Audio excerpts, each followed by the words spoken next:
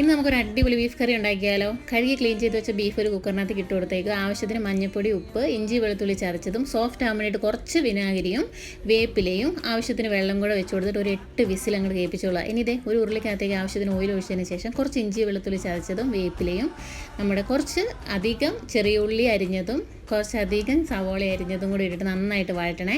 ഇനി ഇതേ മസാലയ്ക്ക് ആവശ്യമായ 3 ടേബിൾ സ്പൂൺ മല്ലിപ്പൊടി, 2 ടേബിൾ സ്പൂൺ മുളക് പൊടി, 1 ടേബിൾ സ്പൂൺ കുരുമുളക് പൊടി, പിന്നെ 1 ടീസ്പൂൺ വീതം മസാലപ്പൊടി, ഗരം മസാല, പെരിഞ്ജീരകം കൂടി ഇട്ടിട്ട് നന്നായിട്ട് അങ്ങോട്ട് വഴറ്റിക്കൊള്ളുക. ഇനി ഇതിനകത്തേക്ക് വേവിച്ച് വെച്ച ബീഫും കൂടി അങ്ങ് ഇട്ട് കൊടുത്തിട്ട് നന്നായിട്ട് അങ്ങോട്ട് തിളപ്പിച്ച് ഡ്രൈ ആക്കി അങ്ങോട്ട് വറ്റിച്ചെടുക്കണം കേട്ടോ.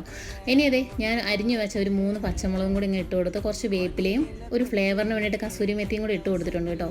എന്നാ ടേസ്റ്റാണെന്നൊരു അടിപ്പൻ ടേസ്റ്റാണ്. പൊറോട്ടയോ പുട്ടോ അതുപോലെ തന്നെ കപ്പയൊക്കെ ഉണ്ടെങ്കിൽ ഇത് മാത്രം മതി. അപ്പോൾ എല്ലാവരും ട്രൈ ചെയ്യണം. ഇഷ്ടപ്പെട്ട എന്താണെങ്കിലും സബ്സ്ക്രൈബ് ചെയ്യണേ. അപ്പോൾ പിന്നെ കാണാം. അതുവരെ എല്ലാവർക്കും ടാറ്റാ.